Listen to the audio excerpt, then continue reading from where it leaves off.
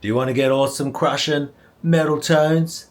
We're in the right place. I'm going to give you some pointers and how I go about getting those tones. I've been getting so many comments lately, so I thought, hey, let's make a vid about it. So let's go to where this whole thing starts, and I think we'll just like follow the signal chain as it goes. So we're going to go down to the overdrive to start with.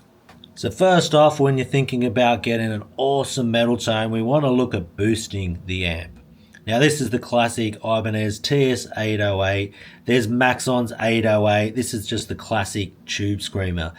3 dials, you've got an overdrive, a tone, and a level. You can see I've got the overdrive nearly on 0.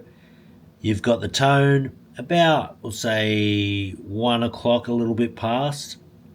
Then we've got the level maxed out. That is the classic overdrive setting. You might want to increase the overdrive a little bit if you want it to be a bit more distorted, but that's going to give you the pinch harmonics. That's going to give you that compression, just that awesome tone. It's, you know, your picking dynamics are going to even out. Pinch harmonics are going to scream.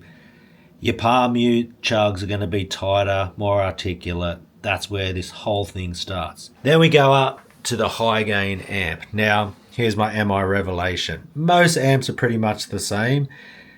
And what we've got here, we're going to look at that top row. And they're all pretty much set the same, you can see. So we've got the gain a little bit below 12 o'clock. This is a 4-channel amp, but we'll just stick on that 3rd channel. Bass, a little bit push. Mid is at 12. Treble's at 12. The volume is like a preamp volume, and then you've got the master volume right there. Now what we want to do with this is just start off with your EQs at 12 o'clock. That's where I always start off, and then we go from there. Then we have what is called presence and depth controls, or the depth could also be labeled as resonance. That's just low end. Presence is like a bit of a high end, gives you that nice bite and a bit of sizzle.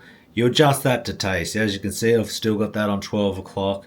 Depth is going to give me that low end, and that's how I've had this amp set up, with the tube screamer running into the input of this amp, okay? And that's how we're going to have that one set up. Then we're going to come over to our EQ pedal. I've got a Boss EQ 200. You are going to run this EQ pedal in the effects loop of your amp.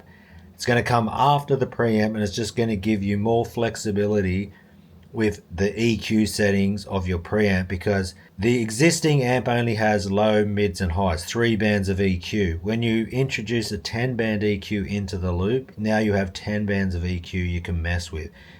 As you can see, I've got a little bit of a smile happening, and I can adjust this to taste, like around that 3.2 to 6.4K. If I was using something that was down tuned, I'd probably crank up those 3.2 to 6.4K range, maybe take down a bit of that low end.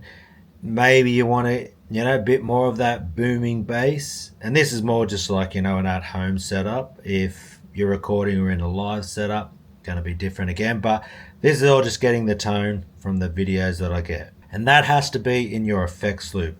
So we have the tube screamer goes into the input of the amp with the EQ pedal in the effects loop.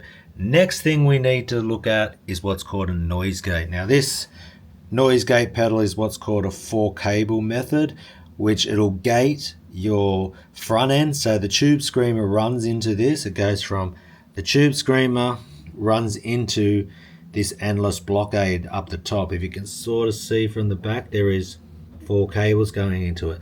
The bottom row will do the effects loop of the amp, and that is what's called a 4-cable method noise gate, another important pedal in the chain. And if you're using these tools with any of these type of amps, like an EVH 5153 is just another classic red channel. As you can see, I've just got it set at 12 o'clock. A little bit of a bump in that presence, and that's all you're going to need. Resonance controls are on the back, but just, that's an awesome amp right there. But you can see, whatever the amp I'm using, I'm always trying to keep my EQ around that 12 o'clock mark. And then you just adjust it to taste. But boost pedal, EQ, and you'll be good to go. So another aspect of tone we need to think about is our guitar speakers or guitar cabinets. Now, A 4x12 like this Randall here with V30s, it also is ported, which also helps. It's closed back, so it pushes the bass resonance more forward. If you have, this one's a full stack, so the sound of a full stack like that compared to a Mesa 2x12 or a Marshall 4x12 has different speakers. They're G12T75s. My MI cab has Eminence Wizards in that one, so they're going to be different. And I take advantage of this by using what's called a switching system. So it's the KHE 4x4 FX, and I've got the 4 amps plugged in to the switcher, and then I can assign it to 4 different cabinets right there. So it's definitely a good piece of equipment to be able to switch between different speakers, and you really get to hear the different tonalities of different speakers. So another important factor to think about when you're thinking about guitar tone. So there you have it, legends. That's how I set up my amps to get the tone that you hear in the videos.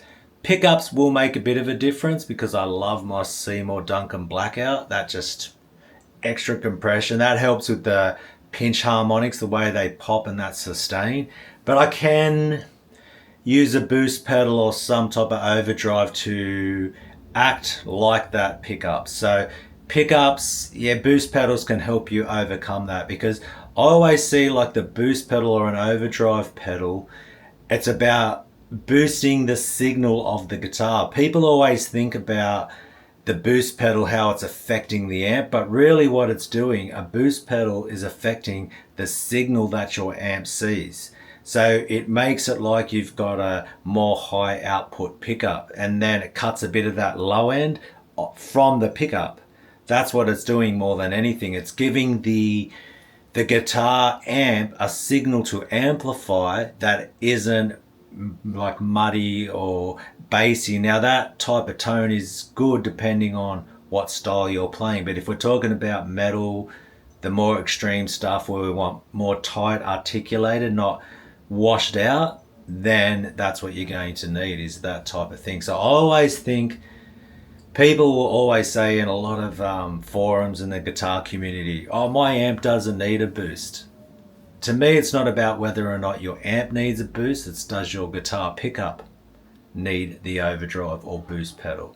And that's what we're doing, because you can put a preamp onto your guitar that will boost that signal and affect the EQ of what the amp is seeing. So I more look at it, an overdrive in that aspect. So hopefully that has helped you out, my ideas on this. And yeah, let me know how you go in the comments below. If you would like some riffs and more ideas, then come over and join my Patreon community. All the details below.